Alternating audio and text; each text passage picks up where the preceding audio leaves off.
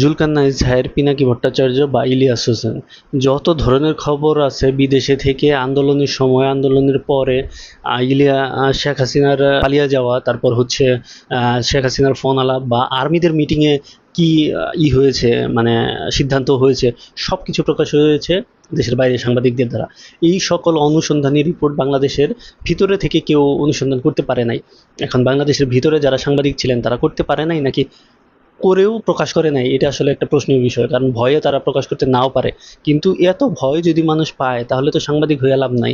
এরা crime reporter বা political সাংবাদিক কেন হয়? এদের তো হওয়া দরকার হচ্ছে খেলাধুলার সংবাদ বা বিনোদন সংবাদ। বাংলাদেশে তো তাহলে খেলাধুলা এবং বিনোদন ছাড়া কোনো চ্যানেল থাকারই দরকার নাই।